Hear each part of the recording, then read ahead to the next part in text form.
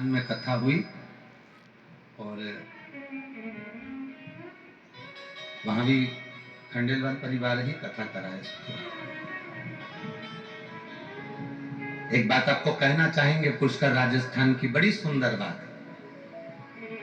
राजस्थान की ये बात जिंदगी में हम कभी नहीं भूल पाएंगे। जो उस पुष्कर राजस्थान में एक बात हुई, वहां जितनी दुकानों पर, जितनी होटलों पर और जितने घरों में माताएं काम करती थी या जो पुरुष लोग काम करते थे, झाड़ू पोछा बर्तन वाले, वो अपने अपने सेठ जी से 7 दिन की छुट्टी मांग ली। अब आप समझे जरा उस बात को, कितना सुंदर बात। झाड़ू लगा रही है, पोछा लगा रही है। एक होटल के मालिक ने ही बताया, गुरुजी हमने हमारे वो नौकर को, सेवक को कहा कि तुम छुट्टी ले लोगे तो पैसा कट जाएगा, भले काट लो। तो कहा गुरुजी हमने उनसे कहा हम तुम्हारी जिंदगी भर के लिए छुट्टी कर देंगे, तो क्या बिल्कुल कर दो। पर गुरुजी क्या वर्णन करूं, वो सेविका, वो नौकरानी, वो दासी, काम करने वाली छुट्टी कर कर चली गई और उसके घर में रहकर वो रोज 2 डब्बे रोटी बनाती और थोड़ा सा बेसन बनाती और कथा के पंडाल में कथा सुनकर 5-6 लोगों को 2-2 रोटी और बेसन खिलाकर आ जाती। गुरुदेव हम क्या कहें, ये भक्ति है। जो दुनिया का सेठ नहीं कर पाता, वो एक साधारण से साधारण व्यक्ति घर से 2 रोटी लाकर, 4 रोटी लाकर, 8 रोटी लाकर, डब्बे में भरकर, पर्स में लेकर, 2 पानी की बोतल लेकर, थोड़ी सी टॉफी, थोड़ा सा बिस्कुट का पैकेट लेकर, जहां कथा सुन रही है जनता के बीच में, जहां जगह मिल जाए वहां बैठकर आसपास वालों को खिलाकर चले जाए। अविरलता भक्ति का जो एक बाढ़, भक्ति की जो बहार देखी है पुष्कर राज की धरा पर, वो जिंदगी भर नहीं भूल पाएंगे। ये राजस्थान है, ये राजस्थान। आपकी अविरलता भक्ति होना चाहिए। बार बार शिव भक्त आपके नगर में, अलवर में नहीं आने वाले।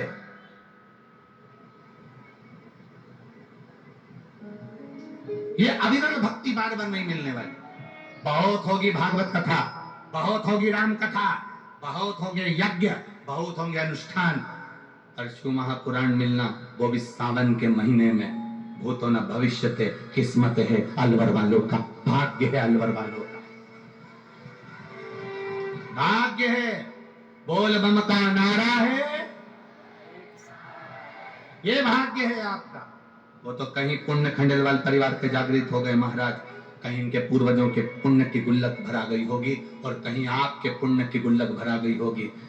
जितने लोग प्रशासनिक अधिकारी यहाँ लगे हुए हैं, प्रशासन वाले लगे हैं, पुलिसकर्मी लगे हैं, डॉक्टर लगे हैं, आपने जिंदगी में कहीं पर भी नौकरी करी हो, यहाँ जो तुम सेवा कर रहे हो, यहाँ सरकार की नहीं, यहाँ भोलेनाथ की सेवा कर रहे हो, लिख के रखना कि तुम्हें 3 महीने में बाबा क्या देगा। ये नौकरी खाली नहीं जाती है, ये नौकरी खाली नहीं जाती है।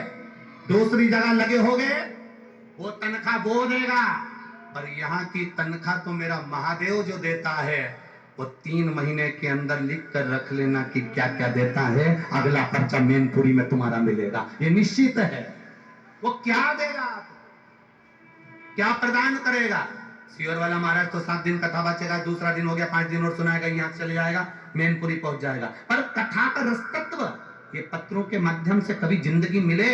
हम कई जगह पत्रकार बंधुओं से कहते हैं, सोशल मीडिया से कहते हैं, इन पत्रों में मोबाइल नंबर लिखा है, एड्रेस लिखा है, आप जाकर इनके घर पर मिलकर आना, क्या आपने पत्र लिखा था सही है कि गलत है।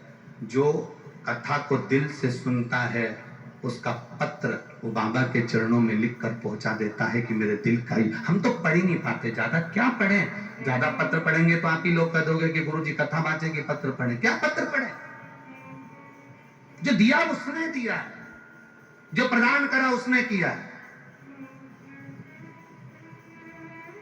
उसकी नौकरी कर रहे हैं। और मेरे भोले तेरी नौकरी सबसे बढ़िया,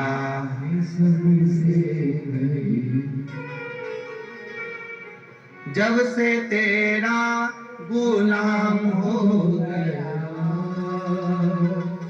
अब से मेरा भी नाम हो गया,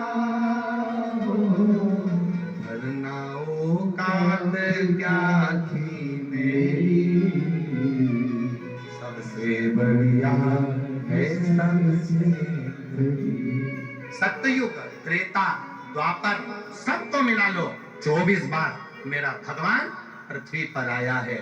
केवल कलयुग अकेले का आंकड़ा मिला लो तो 55 बार मेरा भगवान पृथ्वी पर आया है। और विश्वास रखना, तुमने दिल से पुकारा तो वो 56 बार भी पृथ्वी पर आकर रहेगा, ये निश्चित है। तुम्हारे विश्वास को मत तोड़ो, तुम्हारे भरोसे को मत तोड़ो। कहीं इधर उधर अपनी बुद्धि को मत ले जाओ कि मैं वहां जाऊंगी, वहां जाऊंगे, वहां जाऊंगे, वहां जाऊंगे, कुछ हो जाए। हम थोड़े से बड़े, थोड़ा ये जो आदि आडंबर आदि को थे, हम इससे पढ़े हैं, हम इसको बिल्कुल दूर रखते हैं। हमारे को शिव तत्व से मूल था, भक्ति से मूल था, भजन से मूल था। और अच्छा एक बात बताओ, किसी को मलेरिया हो जाता है तो वो मच्छर से कहता है कि डॉक्टर से कहता है दवाई के लिए? अरे बोलो, जम के बोलो। किसी को मच्छर काटा, मलेरिया हो गया, तो वो मच्छर से बोलेगा कि तूने मेरे को काट लिया, मलेरिया हो गया, मैं दवाई कौन सी खाऊं? मच्छर से बोलेगा क्या? वो नहीं बोलेगा ना। डॉक्टर से कहेगा ना, साहब मेरे को मलेरिया हो गया, मच्छर खा गया, शरीर में कष्ट है, तो मैं डॉक्टर से कहूं।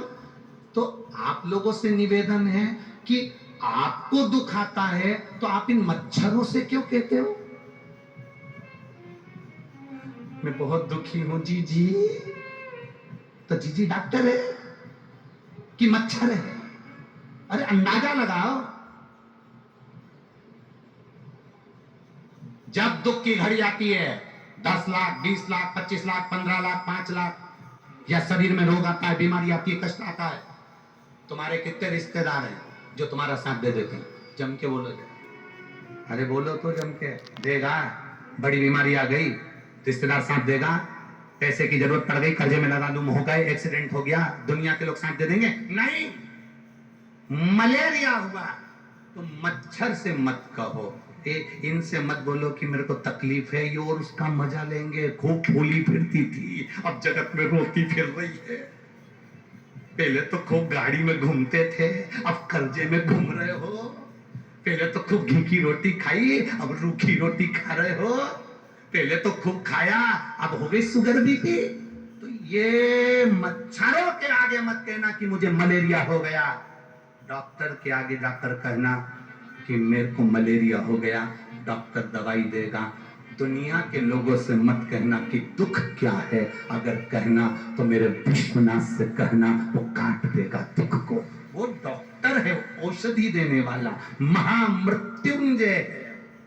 अकाल मृत्यु वो मरे जो काम करे चंडाल का, काल उसका क्या बिगाड़े जो भक्त हो महाकाल का। जो शिव का उपासक है, हम उससे क्यों नहीं कहते?